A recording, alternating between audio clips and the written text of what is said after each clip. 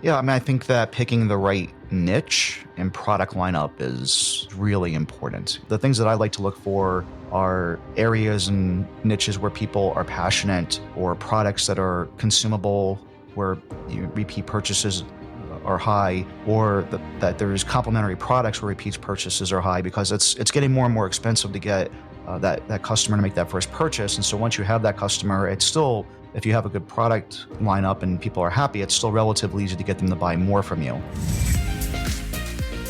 Michael Jackness of Ecom Crew started his e-commerce business with one website, treadmill.com, in 2012. A decade later, his e-commerce business makes a monthly revenue of $750,000, and they share their expertise on their popular podcast and blog.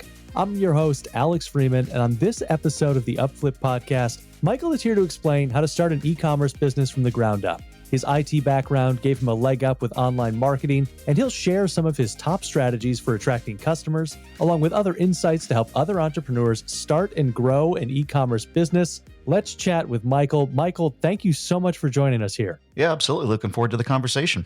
Let's just kind of start with the background. When did you get started with Ecom Crew, and why did you decide to start an e-commerce business? Yeah, I mean, those things are slightly different answers to those two things. I started the e-commerce business because I had been doing affiliate marketing for about 10 years. And as entrepreneurs often do, I started thinking about how the grass would be greener on the other side, depending on whatever that might have been.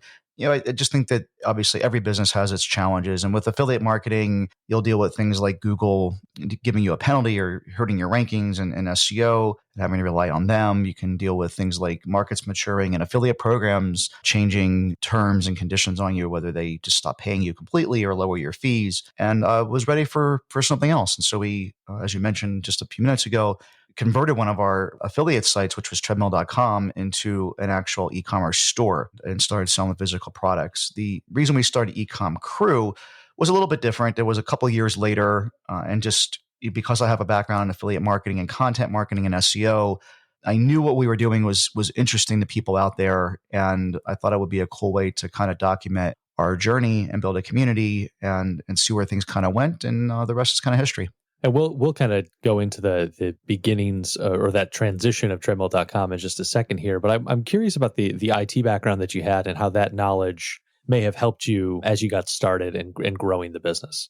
Yeah, I mean, I was a child of the 80s and 90s, and just kind of grew up as desktop computers kind of made their way into the home, and was lucky enough to just kind of just be very, very comfortable with it. It's kind of like kids today, iPads or iPhones are an extension to them. A computer kind of became that for me, and didn't really have a college background. And so when it came time to get into the workforce, my just pure luck of learning how to use computers as a kid became my career. And that tech background certainly made it much easier to set up websites and deal with things like having to have firewalls and protection and having backups and all those things. When you think about the early days of before WordPress and other things were around, it certainly made things way easier and continues to make things easier. But where I have challenges in e-commerce is that I'm not the product guy. I'm not a designer or someone that's going to patent something or come up with something revolutionary. And so we all have our strengths and weaknesses, but mine's definitely always been the tech part of it. Now, tell us about the company as it stands today. So what is Ecom Crew doing differently from other e-commerce businesses, and how does that drive your success? I mean, Ecom Crew specifically is a blog and a podcast and training courses specifically geared towards helping people get started in e-commerce and be successful. And I think the thing that makes us different that I just still don't see in the marketplace, even 6-7 years after we've started, is the transparency. Most other sites, quote unquote gurus, either are just completely full of crap and aren't actually even really selling or successful as sellers, and they're just trying to convince people how easy e-commerce is to just sell them a course, which I think is very flawed because e-commerce is definitely not easy. Or they're just not comfortable enough with what they're doing where they're willing to share the products that they have. And from day one, I mean, everyone knows exactly what our brands are, what our products are, the things that are doing well, the things that are doing bad. And I think that's what makes us different. We publish our revenue. We talk about, again, all of our brands.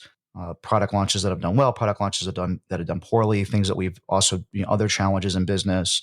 I think that that's what makes us kind of unique. We're vulnerable and are willing to talk about the good and the bad. And I think one of the dangers in entrepreneurship in general, when you listen to content or absorb things in the media, it's always pound your chest, showing off, showing off money or success, and kind of giving this, perception that it's easy and always up and to the right. When the reality is that it's a very much a roller coaster ride, and if you're lucky, at the end of the roller coaster, the endpoint's higher than the starting point. Which we've been fortunate enough to be in that position, but certainly it's never every day is easy and just continues to get is smooth sailing, because it's never the case, especially in e-commerce where there's so many moving parts. Now I want to get into that kind of that transition moment for treadmill.com. So it was an affiliate marketing site, started to then sell. Can you talk us through what that sort of startup transition moment and process was like, and kind of what some of the costs might have been in that moment? Yeah, I mean the transition basically. It's fun. I can barely remember what I had for lunch yesterday, but some things I remember really well. And I remember being out on this hike, just kind of thinking the world's going to be changing. I felt like what we were doing as affiliate marketers, if it wasn't slimy and sleazy, it was only maybe one or two rungs up the ladder from that. And now you're basically ranking products just based on who pays you the most, or what you had access to information for, and not necessarily because you're an expert in that field. And maybe you're not exactly misleading somebody, but again, it's kind of a borderline. And so I was like, you know what? I think that Google is going to make it harder for these types of sites to rank in the future.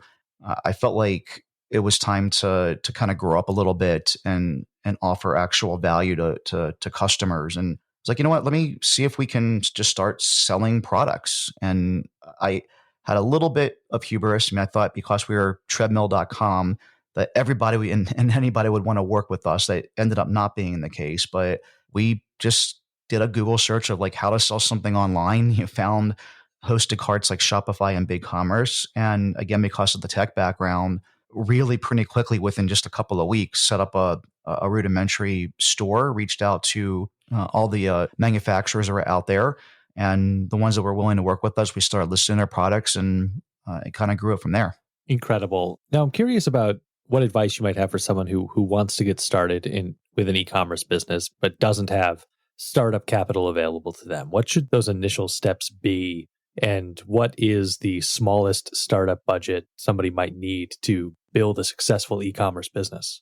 Yeah, I think that the Mike of 2022 was going to answer this very differently than in 2012 when we got started. I mean, there was just blue sky at that time, right? I mean, you could launch a store selling just about anything. PPC was very cheap. It was a lot easier to SEO at that time. And you didn't really have to differentiate much of it at all, because you were really, the differentiator was that you were one of few e-commerce stores. These days, it's a much more crowded space. And so if someone's getting started today and wants to sell physical products, I always recommend starting on Amazon. I think that while it's dangerous to have all of your eggs in the Amazon basket long term, to get started with, they have all of the eyeballs and can help with fulfillment and all kinds of other things that, skills that you need to kind of develop. And just the fact that they have the traffic and the ability to sell stuff there on that platform, I think is the place to start. I also think that starting by building some sort of content site or community first, where you have traffic and a following before selling physical products, is the other way to go if you don't want to do it on Amazon. And the last thing I would say is that I think that the window is closing, if not completely shut, on just selling what I would call Me Too products, where you're just going to a marketplace, finding something and maybe putting your name on it and doing minimal effort. I think that the bar is definitely higher. You don't necessarily need a patent to make something so unique it's like something that's never been made before, but certainly tweaking a product in some way to make it substantially better, or bundling things together, to at least make the barrier to entry to someone copying your product a little bit harder, is definitely important these days. And what advice would you offer for an e-commerce business of what they should do in the beginning to make sure that they're setting themselves up not only to succeed in those early days, but to be able to scale and grow from there? Yeah, I mean, I think that picking the right niche and product lineup is is really important. It's something that I didn't really think through in the earlier days because I just, I kind of had this feeling that I could just sell anything. One of the other things I did do before was I was an eBay power seller way before all of this, and I just kind of I've always had like this hustler mentality, like I'll work harder than the next guy, and I can just sell anything. But the reality is that again, especially in 2022 and beyond, being in a niche that gives you a leg up is really important. And so the things that I like to look for are areas and niches where people are passionate, or products that are consumable, where repeat purchases are high, or that there's complementary products where repeat purchases are high, because it's getting more and more expensive to get that customer to make that first purchase. And so once you have that customer, it's still, if you have a good product lineup and people are happy, it's still relatively easy to get them to buy more from you. And so whether that's, again, a product that's consumable where they just naturally want more of it after they've used it, you can think something like shampoo or shaving cream or pens or pencils or whatever, or you have a lineup of products that work well together, where if the person's likely to buy other things from you because the things go well together. So maybe it's like camping products, for instance, where if someone really likes your tent, they might buy your sleeping bag, or they might buy your trekking poles, or your backpack, or whatever it might be. Just things in of that nature, I think, are important. Looking at your e-commerce brands, you talk about the transparency. So I just kind of want to get into it a little bit. What do the average monthly revenues look like, and what are the profit margins? And are those typical for an e-commerce business, or are your brands wildly successful or maybe wildly unsuccessful for some reason? Yeah, so I mean, I'll go through the different brands that we currently have real quick. So on my side, I own a brand called Ice Wraps, which sells hot and cold therapy products. A brand called Wild Baby, which is stuffed animals for kids. We own tactical.com, which is a prepping and survivalism website, content site, and also complementary products to that. We do have another brand that we, talking about transparency, that I actually unfortunately can't share because we had bought it with some investors. And one of the criteria, they know my background, was that I wouldn't share that brand, but it's in the home hardware space. We also own knitting.com, which we just started relatively recently. And my partner, Dave, that I do eCom Crew with, owns offroadinggear.com and sells off-roading products. And as you mentioned off the top, our cumulative revenue amongst all of those in previous recent months is about $750,000. In terms of margin, we're typically somewhere between like 8 to 12% net profit. One of the things that drives me crazy in e-commerce is someone's like, oh, I'm selling $1 million of stuff with like kind of like this perception that you're making $1 million. It's far from the case. I mean, there's a lot of cost in e-commerce.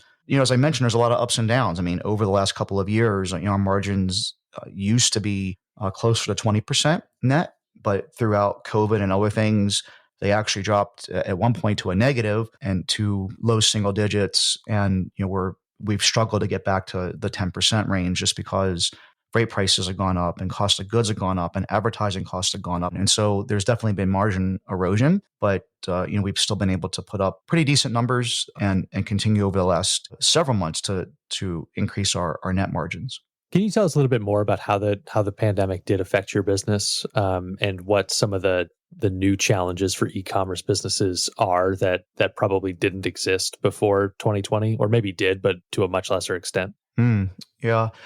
So, I mean, we are, I guess, if you want to call it fortunate, in that we have all those brands I just rattled off. And so, some of them did very well throughout the pandemic. I mean, it was a very binary moment in e-commerce history, right? Where, certain products just went to zero. You think about like if you own a travel brand, for instance, selling like packing cubes, and just as a micro, for instance, that just basically went to zero. And those brands and those businesses were really screwed. You think about something like home gyms or something like that, where like everyone was buying that stuff throughout the pandemic. They were wildly successful for a moment in time where their sales shot right through the roof. And so we had kind of a blend of all of that because, like, the things I just kind of mentioned, some things were successful and some weren't.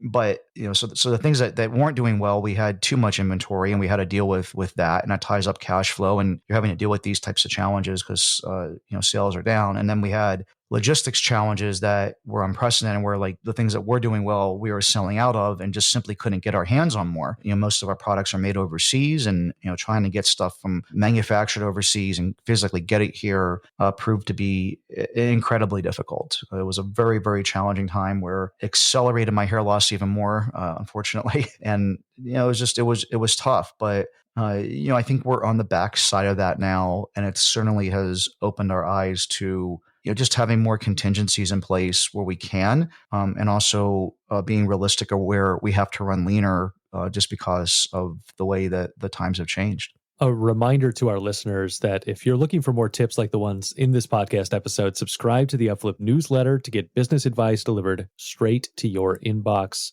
Michael, you've described the various niches that you're in and have been in. Are there some types of products that are easier to sell than others? And do you have any advice for someone who wants to start an e-commerce business but doesn't maybe know what types of things they should sell? Yeah, I mean, I think that there are two different ways to look at it when you say products that are easier to sell than others. The ones that are easy to sell in terms of the fulfillment process and just kind of like the whole logistics from the moment that you buy it to the moment the customer buys it and the transaction's complete. Ease in that case actually can be what's challenging, because now you have way more competition. If it's easy for you, then it's easy for everyone else. The things that are more difficult, what we've really been finding and talking a lot about these days, is that the complexity is really the opportunity, the last kind of window of opportunity. So thinking, bigger, heavier things that are oversized by Amazon standards can be easier to be more successful with. And so it really just depends on what approach you're thinking about that from. But my recommendation, all things being equal, I mean, there's obviously nuances to every conversation, but just as a high level, I think that looking at where everyone else isn't is where a lot of the untapped opportunity still remains in e-commerce. And a lot of times that's something like a business like my partner Dave has, off-roading gear, where he has something like rooftop truck tents. They're not big and heavy like a treadmill, which I would recommend staying away from, because that's even more difficult to fulfill and has its challenges. But by Amazon standards, they have a category called oversize, where if something's bigger than 18 inches on its longest side, then it's oversized. And so being in that category can be quote unquote easier to breed success in terms of being easy for fulfillment. And I think of something like an iPhone, where it's high dollar value, but like under a pound, and you can fit thousands of them in a container and ship them first class. That's physically the easiest thing to sell. But often again, where that opportunity exists, where it's super easy and high dollar volume and low IP to get all that done, is often where the most competition lies. And are there any underserved or emerging niches that you're seeing right now that have a lot of growth potential for a new business? Yeah, I mean, I think that the best place always to look with that is something that you already know a ton about. I love the Malcolm Gladwell book Outliers, where they talk about putting 10,000 hours into something before you're an expert. I mean, almost everybody that's listening to this has that one or two things in their life that they've done that with. And oftentimes that community is probably underserved, because a niche that requires that much expertise to be good at, you can create products that are better than what's out there, because you know better than a lot of the things that are out there. And so, if you're somebody that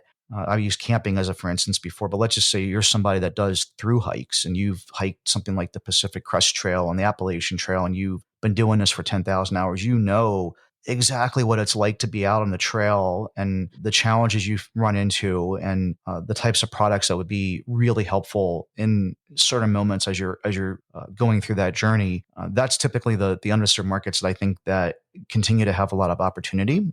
Almost everyone, again, has something in their lives that fits that. And so I think that those are often the best places to start. I want to keep tapping into your 10,000 hours here of knowledge on getting e-commerce businesses off the ground. And so I want to start with kind of the big question. What's the number one mistake that you see e-commerce business owners make that leads them to fail? Yeah, almost certainly these days, it's just not differentiating the products enough.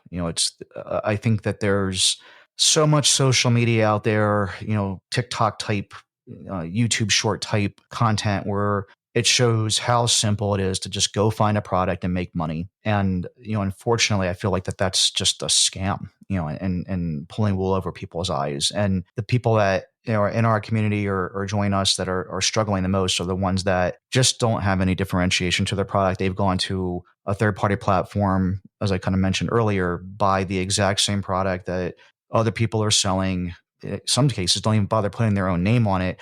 Don't do any custom packaging of any kind to make it look like, and offer a premium experience.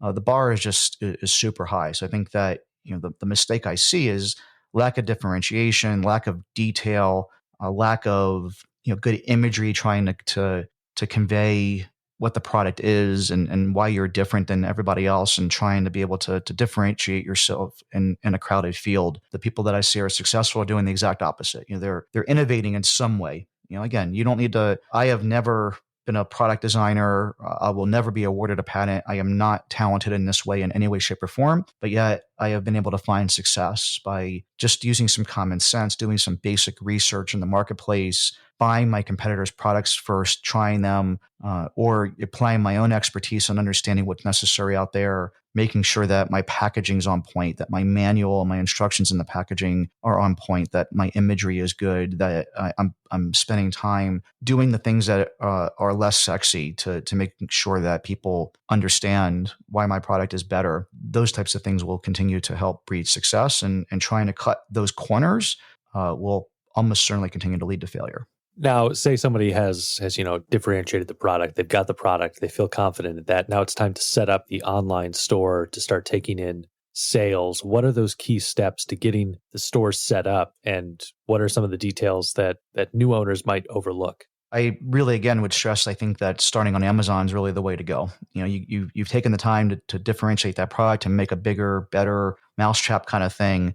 As long as the search volume exists on Amazon, that's a key factor. You got to be thinking about that. People on Amazon, Amazon's the largest product search engine in the world. It's much larger than Google when it comes to products.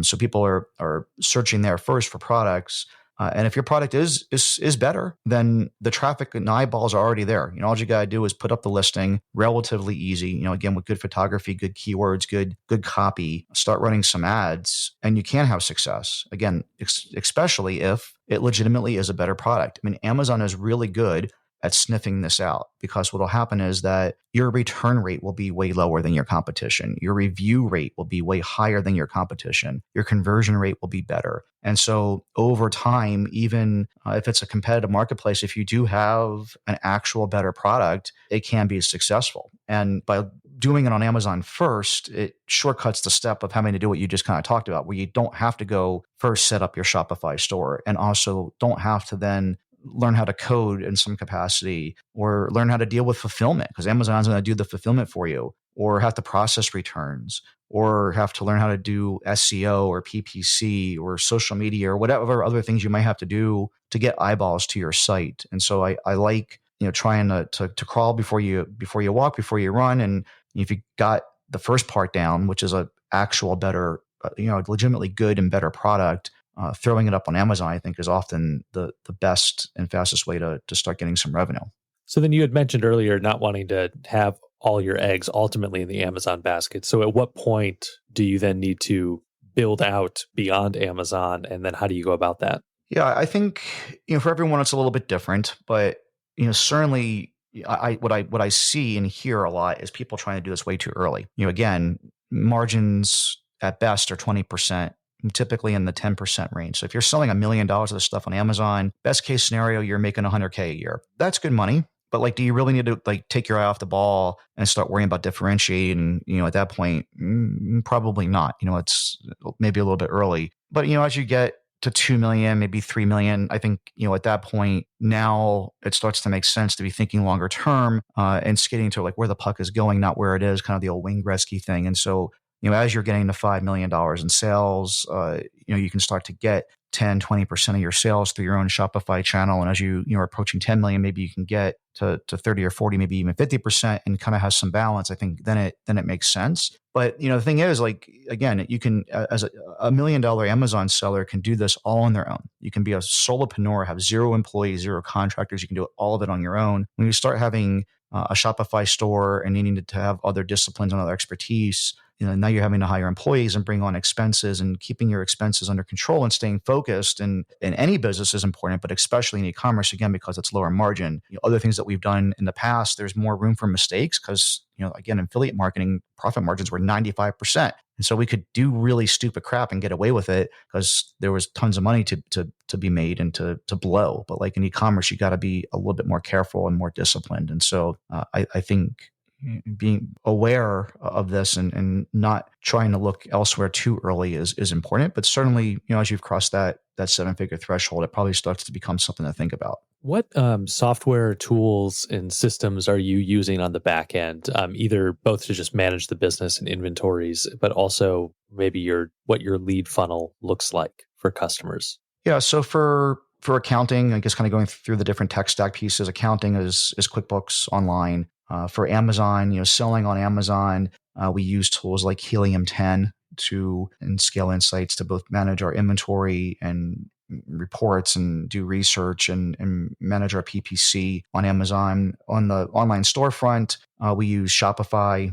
For email, we're using Klaviyo. For content sites, we're huge fans of WordPress and have had lots of success over the last 18, actually not quite 18 years. I guess it's been like 12 to 15 years since WordPress has been out. But we've been doing actually content marketing since before WordPress. So that's why I was kind of kind of backing up there. It's been a long time. And so that's kind of at a high level what our tech stack looks like. And that's a lot. It's just a lot I've been able to learn all those things over a long period of time. And that's why I always caution people not to try to have to try to figure all those things out all at one time. Like maybe just start on Amazon where you get a Helium 10 subscription or a Jungle Scout subscription, start doing product research and understand those tools and that marketplace, and put your time in there and really understand things and make sure that you're crossing every T, dotting every I, getting the most out of that platform, and not have the shiny object syndrome to then go off and be like, oh man, I really don't want to pay Amazon this 15% anymore. I want to do this on my own store, and having your mind wander off to something else where you're jumping over dollars to pick up pennies.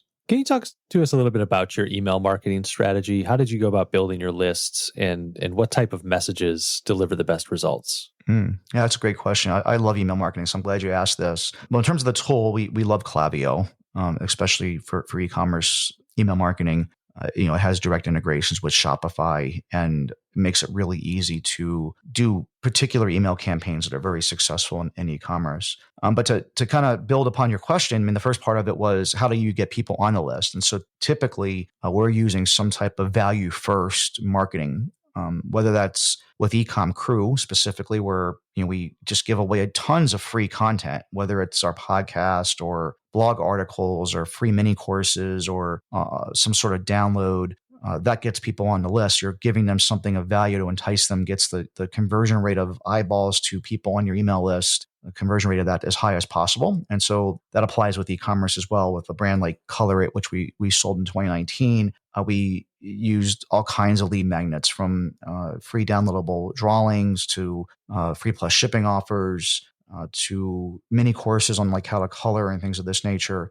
And then in terms of what we then email people, I am very much a fan of treating other people like I like to be treated. And I hate email with a passion of 1,000 burning suns. It is like the worst part of my day is filtering through my inbox. And so, I do my best with our email marketing to have the emails be something that people actually want to read, something that provides value to people, that they look forward to getting our email and not just immediately throw it in a trash can or quickly click unsubscribe. And if you aren't selfish and try to constantly do what most companies do, which is they get on your email list, you send them a coupon, and every freaking email was like, here's our new product, or here's a sale, or you haven't bought it from us. Why haven't you bought from us? Here's another coupon. And, just buy type communication. Almost everything on our email list is helpful to some degree. And we occasionally sprinkle in the odd, we have a sale or we have a new product type communication, because at the end of the day, we are trying to monetize our list, and we do have to do something at some point to help convert them. But,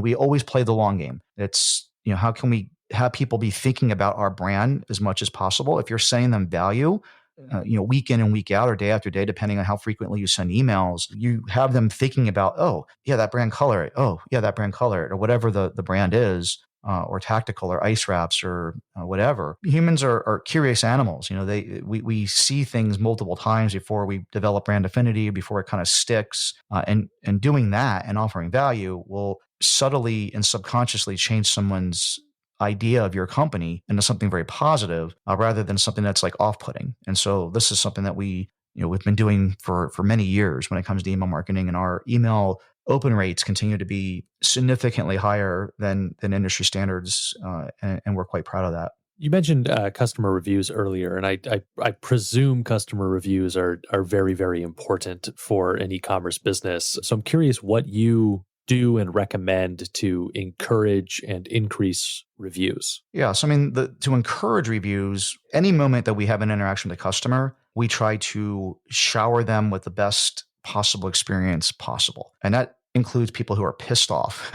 and and not necessarily rightfully so, because a lot of times people just, perception is 9/10 of the law. They don't have to be right. That's the hard part, right?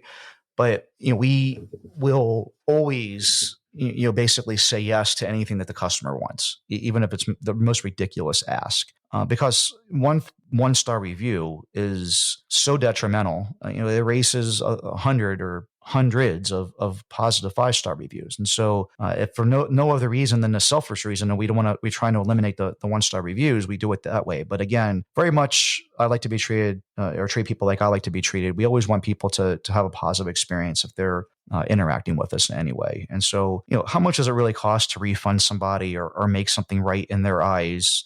Even again, if it's unreasonable, because there are a lot of unreasonable people out there, and people have unreasonable expectations sometimes. And so, even still, we try to make it right in their eyes. The other thing that we try to do to get as many positive reviews as possible. I talked about this earlier, but like the whole experience of our products, we try to make over and above everyone else in our niche. And so, again, a high quality package. Think about an Apple product. It's kind of the de facto case study in products and packaging. Even an adult feels like a kid on Christmas Day anytime you open up an Apple product. Like the packaging, the cardboard's thick, and it just kind of fits, like it's suctioned. It's like it's so perfectly fit. Like the experience of opening it, when you open it, there's like little trinkets and things in there. It's just a great experience. And we try to provide that with every product that we sell, whether it's a $10 product or $1,000 product. Obviously on a $10 product, there's only so much you can do, but we still try to make the packaging and experience the best it possibly can be. And that includes the instructions set in there, a couple of extra freebies inside the box that maybe weren't even advertised, these types of things. And by doing that, you can just increase your average reviews by a half a point or maybe even a full point, because again, perception is 9/10 of the law. The first impression of anything is opening the packaging. And so people will tend to just think it's a better product before they even have had a chance to use it, if that experience is better. And then review frequency is usually higher because of this as well. And again, I mean, just at every point we possibly can, we try to make sure that the experience is as good as it possibly can be. And for those reasons, we typically do get a higher than average review count, just the frequency of reviews, and also our products tend to be closer to 5 stars than our competition. So this is going to bring us to a section of the show we call our Fan Blitz questions. These come from our YouTube community. So if you're out there listening and you want to pose questions to a future podcast guest, go find UpFlip on YouTube, join the community, and you can do it right there. So we're going to try and get through about 5 questions here in about 2 minutes. So we're going to blitz through these. So first thought that comes to mind, let's do it. SDC Beats is asking, when hiring your first staff members, which areas did you focus on, and how did you keep costs down while scaling? Unequivocally, the answer to this is anything that you can put in an SOP, standard operating procedure, and have someone follow time after time easily and step by step. Those types of tasks are the ones that are the easiest to offload. And you can keep costs down by hiring overseas. I mean, a lot of our employees are in the Philippines. There's other jurisdictions around the world that are also good places to look at, Eastern Europe or India, Pakistan, et cetera, to keep costs down. Because, I mean, you can pay a really great salary, in that jurisdiction, but to you, it's less because you're operating in US dollars or pounds or euros or whatever. And so, yeah, those things that can be systematized and just you make an SOP, hand it off. Those are the first things that I try to hire for. Hungry Club would like to know, did you have a mentor when you got started? No.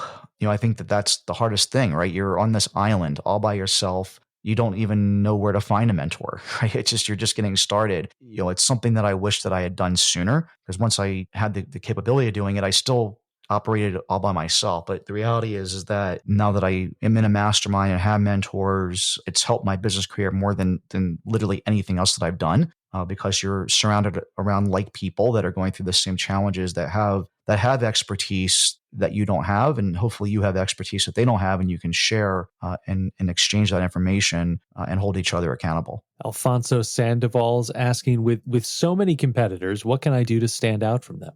Yeah, I mean, I think I touched on a lot of this already. So maybe this question we got lucky and answered throughout this episode. But again, just reinforcing making a better product in some way. Hopefully, it's something that you have expertise in and deep down exactly what those people are looking for. It's challenging getting into, let's just say you're a burly guy, like trying to get into some like feminine care product or something. I mean, like something you have just no idea about, you can't relate to in any way. That's where I think dangers in e-commerce lie. And getting into something like, if you are that burly guy that maybe it's truck accessories for your Ford F-150, or something to clean your gun with, or whatever it might be, something that you have expertise in, I think is really the way to differentiate, because you're going to really directly relate to your future customers, and there's nothing that can make up for that. Rustin Lucina is asking, how many hours a day do you spend on the business? Yeah, significantly less than I used to. I actually, as we're recording this in real time, I just got done speaking at an event called Sail and Scale. It's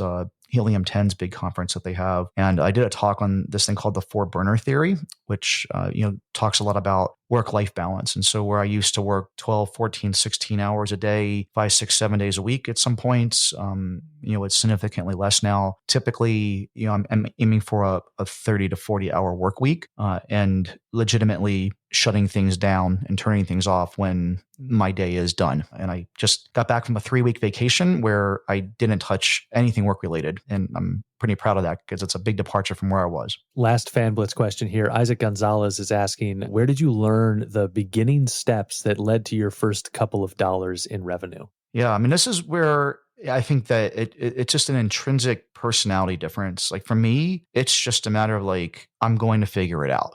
So I talk about these early days with treadmill.com. I literally had no idea how to sell something online. But instead of like asking someone else for help, or going or just giving up, what a lot of people do, I just started downloading trial versions of the software and tinkering around and clicking on every button and every link until I figured out exactly how it worked. In this day and age, because I mean that was over 10 years ago. In this day and age, there's YouTube. And so anything you get stuck on, just go to YouTube to figure it out. There really is zero excuse of, I can't figure this out. A great example of this, when I got back from my vacation, we were in the garage and something was like beeping in the garage. I couldn't figure out what the heck it was. And I'm like looking around, and it was our garage door opener was beeping. And there was like a little thing on the readout that said like backup battery, replace backup battery. I just like literally looked at the model number of the garage door opener, typed that into YouTube, beeping, and the first video explained exactly what the problem was. Like literally the backup battery in the garage door opener like needs to be replaced every 5 to 7 years. And I went up on the ladder and unplugged the garage door opener, followed the YouTube instructions, which was to unscrew one screw and unplug the battery. And I ordered a new battery off of Amazon, and it's all fixed. And so, I can't figure something out is really not a good answer to anything these days, because almost everything is pretty easy to figure out if you really put your mind to it. Again, those are our Fan Blitz questions. They come from our YouTube community. Go over to youtube.com/UpFlip, join the community, and pose questions to future podcast guests. Michael, just a few more questions from me. I'm curious, and maybe it makes sense to take one of your brands to answer this question, but I'm curious about your advertising spend in a typical month and where you're spending that money. Yeah, it definitely differs by brand and differs by channel. And so I'll use a couple data points that are really important. The biggest one that we've really figured out over the last 7 to 10 years is this thing called TACOs, which is like total cost of advertising. So what we'll look at is like, if we're selling $100,000 worth of product, how much do we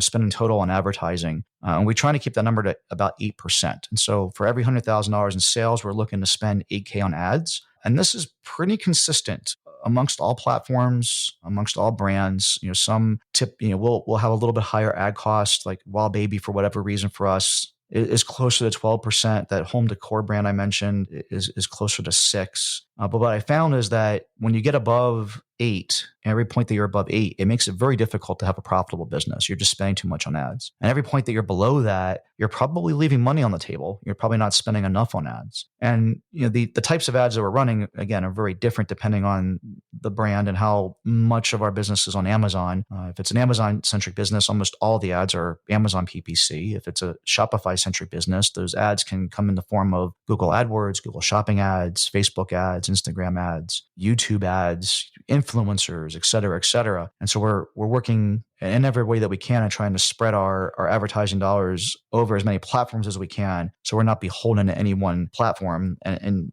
businesses that had all their eggs in the Facebook basket, you really got slapped because of this with the recent iOS update. And so it's just something that I've learned from years of being in business. But the unfortunate reality is what ends up happening is no matter how much your intentions are to be diversified, there's always the winner, and that's where most of the energy goes and most of the sales come from. And so it's hard to ever have anything that's perfectly diversified, but we do try to spread it as much as we can. How does social media kind of factor into the whole equation of marketing? Like, does a social media following translate to revenue for the e-commerce business, or is that maybe not a good way to be thinking about it? Yeah, I do think that this is brand centric again. When you think about brands that are some of the stuff I talked about earlier, like a hobby where people are passionate about it, or maybe it's a kids brand or a food brand. There's a lot of type of brands that people just, it generates excitement. People are just, innately passionate or have an opinion about it versus some of the other things that we sell, like, ice packs, where we're never going to excite anybody about that. And so we don't really spend time and money on social media for those brands. And those are brands that we're looking to sunset, by the way, because I think that,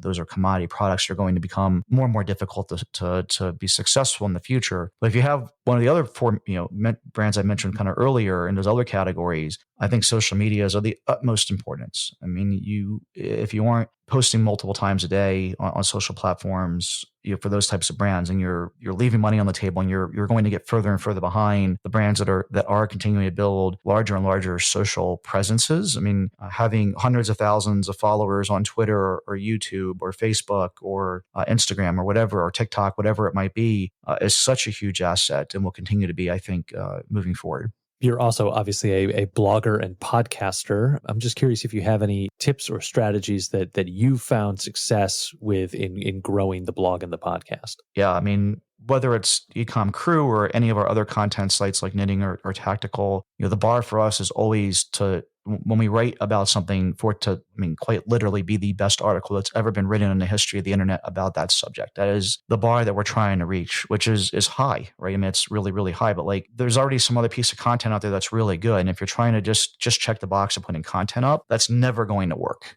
in 2022 and beyond. Just absolutely impossible. It barely worked 5 years ago. It surely isn't going to work now. And so when you look at content that's on Ecom Crew, for instance, and I'm obviously pretty biased, but it's really good content. Like, it really legitimately, when someone searches something, it actually answers their question and leaves zero need for them to click the back button to go to some other site to find the actual answer. And that's kind of, if you were to summarize it in one sentence, that would be kind of the bar, where it's just someone's made a query on Google and you're lucky enough to get them to land on your site. If you have not answered their question, they will click back and go to the next link. And if that happens, you failed. And if it doesn't, you've succeeded. And if you kind of think about it from that perspective, that's the bar the content needs to be at. And is generating that content something that is important for any e-commerce business to be thinking about and providing? I think so, but this is my background. And so I'm always thinking about things in terms of SEO and getting organic traffic. I again, 18 years of experience of doing this,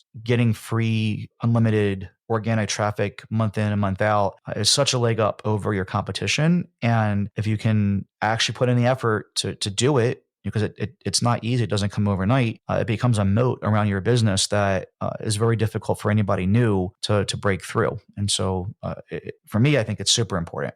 You might get a different answer from somebody else, doesn't really care much about SEO, but from my point of view, I think it's super important. Now, I know that you've also bought and sold several sites. Was your plan when you purchased the sites to flip them? And if it was, or maybe even if it wasn't, how did you go about increasing the value of the site to then flip it? Yeah, in almost every case when we buy something, I mean, the reality is that we're looking to flip it. That's just I might not actually think that at the moment, but the reality is that at this point in my career, I've realized that everything comes to an end. I mean, I like starting things and kind of rotating through things, and so the reality is that that's always the objective. And over the last 5 years, at a minimum, I've been pretty cognizant of that when I'm buying something that's the goal. In terms of what we look for and how what we buy to do that with, I'm looking for an already successful brand. Something where some other owner has taken the chance of launching some products into the marketplace and proved out that there's a need for this and that it's actually a good product. You see good 5-star reviews and they have solid sales and that's just legitimately a great product and a great brand. But there's blue sky in particular areas of the business where the old owner's expertise just didn't lie. And so for the most recent business we bought, as a for instance, I saw tremendous opportunity with SEO. We were just talking about that. And so the old owner didn't really know much about SEO and didn't focus on that. And so we've been able to, over the last 20 months, I guess, since we bought the business, grow our SEO traffic to a point where it's now 20% of our business. And so we've had a 20% uplift in the business just purely from SEO. We also looked at sourcing our products from a different location. They were sourcing from the US, from a company that was sourcing them from Asia. So we just cut out the middleman because we have experience sourcing from Asia. We also thought that there was room to rapidly launch products, at a pace of like one per week, which we've been able to do. So that alone has been another 40% uplift in the business. And so we're looking for ways to take an already very successful, very solid business where maybe their expertise is out of my wheelhouse and I get to just take those things and build upon it with my expertise. It's been a really good formula for us. What's the biggest change you've seen in the e-commerce industry since you got started, and how has that changed how you approach your own business today? Yeah, I mean, the biggest changes are just the competition, right? I mean, like so many people have flooded into this space, and there's still plenty of room. By the way, it's not like we're at the tail end of this market cycle by any stretch of the imagination. But again, where you could just launch and sell anything, it's much more critical to have a very solid, differentiated product. Unfortunately, I've seen a lot of unscrupulous stuff kind of creep into the market. Wherever, again, there is money, quote unquote, easy money to be made, you'll find this phenomena happen. I've seen it before in other businesses that I've done. And so you get a lot of overseas sellers that are willing to do non-terms of service compliant type stuff, and you have to compete against them. And oftentimes it's frustrating because they're winning. They'll beat you for long periods of time until whether it's Amazon or Google or whoever will slap them and shut them down finally. The risks for you are way greater for them. And so they continue to find ways to cut corners. That stuff is really frustrating. But again, it's just something that I've been used to from other market segments that I've been in and seen this same phenomenon. What's the biggest failure or mistake that you've had as a business owner, and what did you learn from that experience? I'll go back to my talk I was mentioning with the four burners theory. I think that biggest mistake's always the shiny object, starting something new before you finish what you've started, getting involved into too many things, working too many hours, burning yourself out. It's always those types of things that create the most, quote unquote, failures in my businesses. And so it's something I've been working on very, very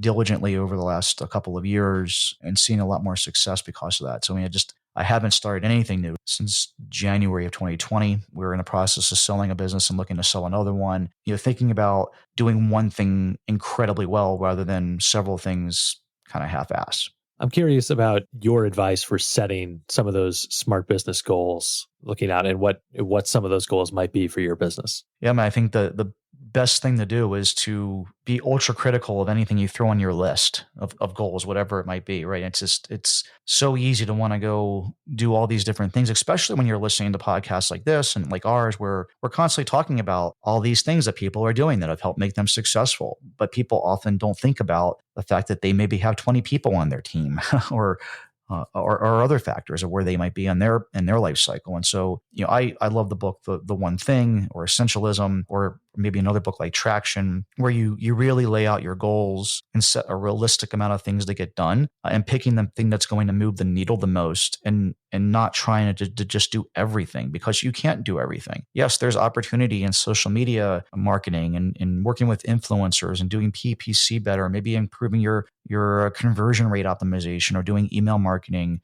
better, or starting it to begin with, or launching another product, or getting into another brand, et cetera, et cetera, et cetera. If you try to do all those things, you'll do none of them right and fail at almost all of them, rather than just picking the one or two things per quarter to really focus on and just put blinders on and ignore everything else. Because again, the opportunity is there, but it doesn't mean that that's the thing that you should be working on today. If there was one thing you hope that listeners take away from our conversation today, what would it be? Man, I always hope that if I've spent an hour of my time, that it's helped someone in some way. Hopefully it gets people to think about e-commerce as a career. I think, again, it's still a great business to be in. Like, I love what we do. And the people are amazing. It's just, making sure that you think about all the things I talked about before jumping in. I know it can be exciting to get started. And you should never get analysis paralysis either. There's the other end of the spectrum. But oftentimes people try to cut corners and shortcut the hard work. And I would always just advocate for play the long game, do the hard work. You will always win.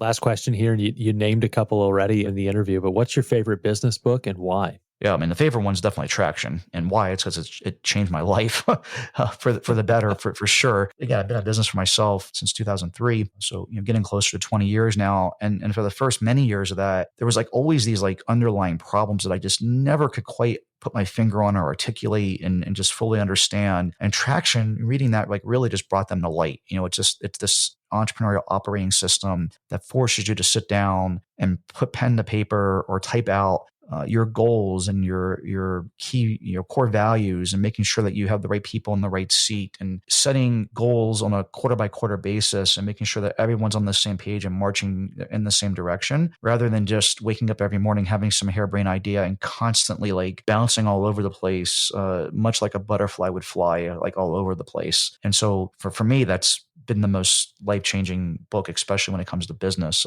I highly recommend it. That is going to do it for this episode of the UpFlip podcast. Listeners out there, if you want more e-commerce business owner interviews, check out the YouTube channel, where we've got interviews with TagPup, the #1 pet product store on Etsy, Black Sunflower, an online candle business that made $300,000 in its first 18 months, or earlier in this podcast feed, where we've got those interviews as well. Michael Jackness of eCom Crew, thanks for coming on the show today. Yeah, it's been a pleasure. Thank you so much for having me.